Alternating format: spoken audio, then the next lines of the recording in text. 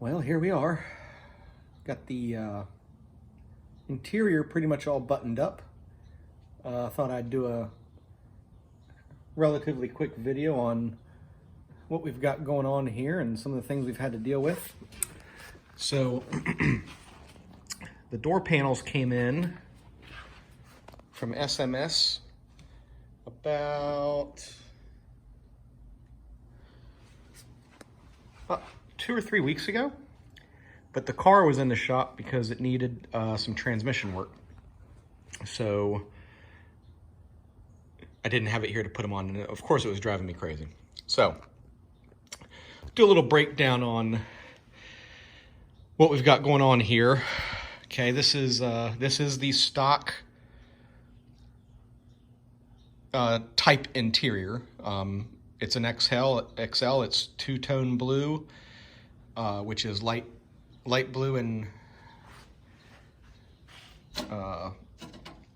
dark blue. It's like medium or a dark metallic and light metallic, something like that. The dash frame, console, all that stuff is supposed to be the light blue color. What I did was I went with the darker color for the console and the dash and the instrument cluster and all that. And I think it turned out so much better.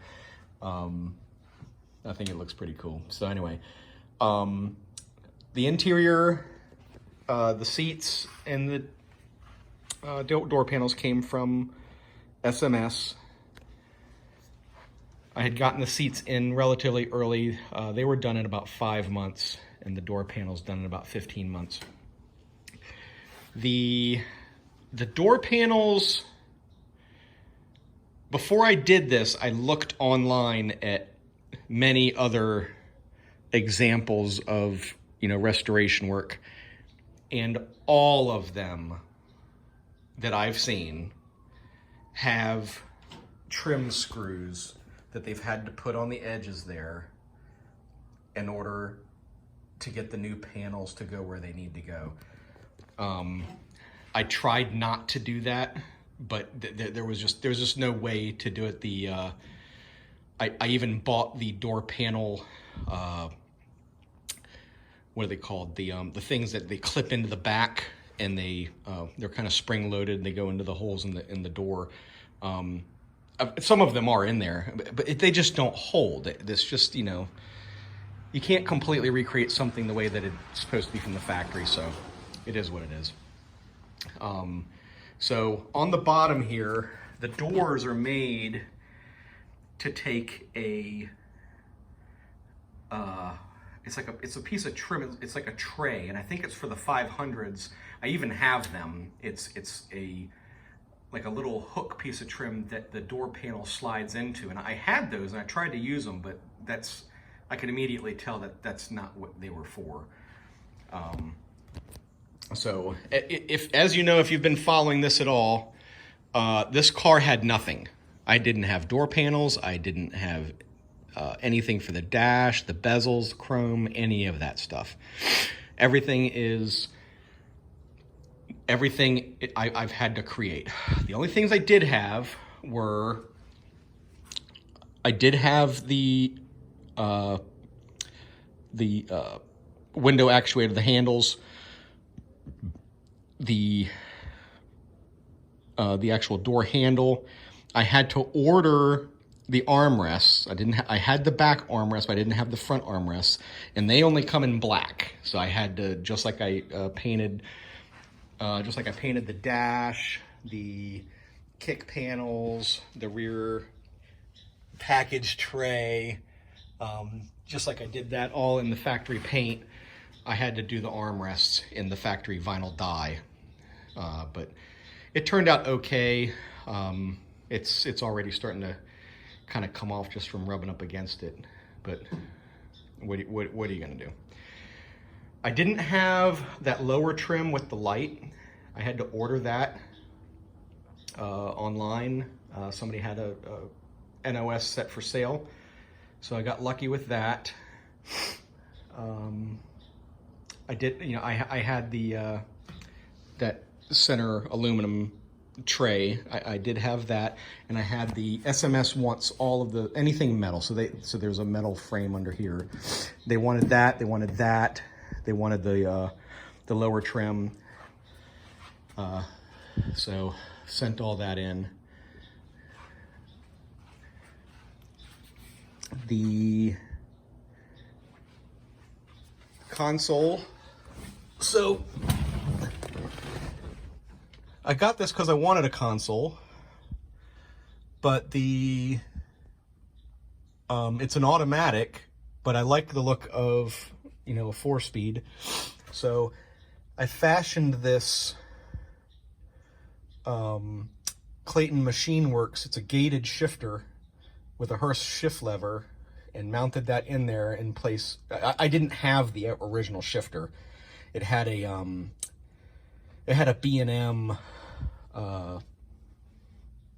something. It's some kind of a racing ratcheting shifter. So I didn't use that. So I made that work. The shift boot is from a 70 Mustang. I like it because it doesn't have screw holes on the top. Turned out pretty good. As you can see, these gauges, I kind of fashioned the ports for the gauges to go in there and painted them the factory color. That turned out pretty good. I'm gonna put a tack where that hole is, a little mini Sun Mini tack to go there. Again, I redid all of this. I didn't have any of it. So I found all of this trim and you know, I painted the emblems. I didn't have a clock, and the clocks never work. So I went with I found a clock delete plate, like from the R codes. I was gonna do a radio delete, still could, but I just decided to forego the clock and do a clock delete plate there. I had to hunt down a radio. I had to hunt down the thermostat. All the hoses for the defroster were gone. I had to hunt all that stuff down. The vents for the defroster, I ordered the Repro items for that and put them in there. This piece of dash trim is not very easy to find. I've actually seen a couple for sale since I've done this. So when one came for sale and I was able to buy it, I jumped on it. But I did that knowing that it was a tilt wheel trim piece, as you can see. And of course, I had to kind of doctor that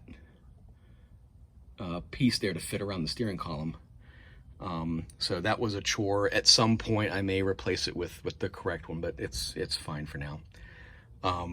My steering wheel is a blue leather wrapped steering wheel. I did have the original wheel, but it's kind of cracked and things like that. So I painted it and put the leather wrap around it. I think it turned out pretty good. The dash gauges are the lenses and the chrome are all repro'd. I took everything apart, cleaned it, refinished it, got the chrome replacement lenses and all that stuff, put those in there. The dash is a black dash from Eckler's. It's all foam. There's a lot of finagling to get that thing to fit in there right. But they only come in black and red. The next car I get is going to be red, so that I can just have a steering wheel and the dash and all that stuff to go with it. But I painted it, the interior blue dye, like everything else, to match. So that turned out pretty good. The heater box, I didn't paint the heater box, but I redid everything in the heater box is new. All the controls, the resistor, the heater motor, all that stuff is new. It works really great. I don't have the glove box or the console box inserts yet. Those are still yet to come. The visors, I did have visors. They were white. I didn't have the factory. It's kind of there's a couple of different shades that you can get for the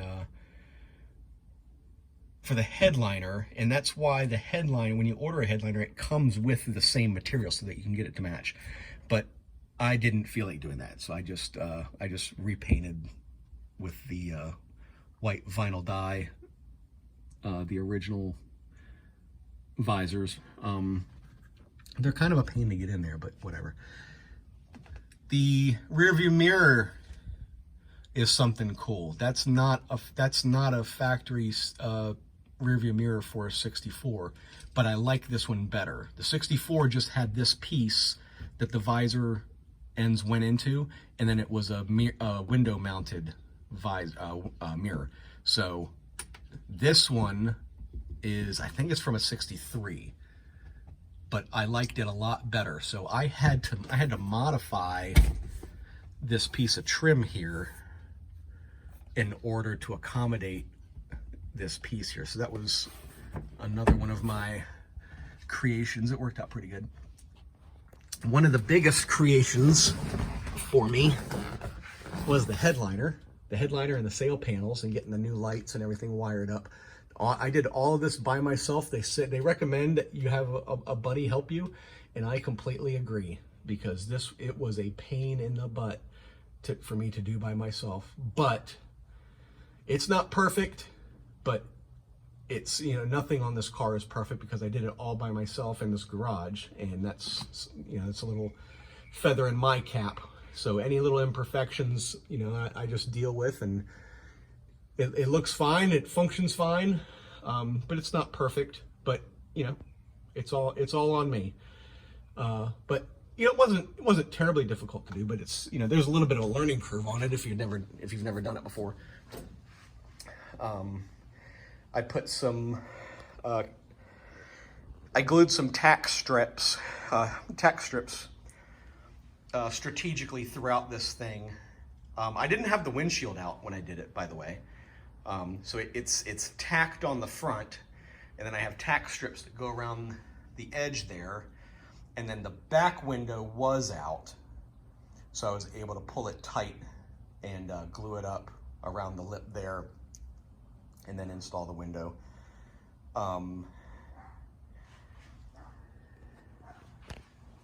The back window, I installed that, the gasket and everything. I installed that. The I got a glare here. That back from the factory, the package tray is vinyl wrapped, I believe. This is kind of like the kick panels. Everything is ABS plastic and it's textured, so all I did was paint everything to match. So that worked out pretty good. I did have a speaker grill, but it wasn't in great shape, so I ordered just a new speaker grill. It was in a little bit better shape. It's not perfect, but it's better than the one that was in there. None of the window cranks and door handles are in great condition. They have pitting and things like that, but they look fine for what it is. The carpet's okay. I ordered the carpet brand new. There's nothing really wrong with it, but the where it gets molded into the under the console and stuff was kind of a pain, and I kind of butchered it under there a little bit. You can't really see it, you know, unless you get underneath the console, but whatever. The seats. So I did all the upholstery, and it's one of those things that in the event everything comes back out and I can get everything back apart, I would redo some things. They're not horrible, but if you've ever seen the XLs, this part it's pushed down. It's this seam here is pulled down through the seat frame, so that's what gives it kind of that concave look to it. Well, I was thinking, you know, no big deal, not going to worry about it.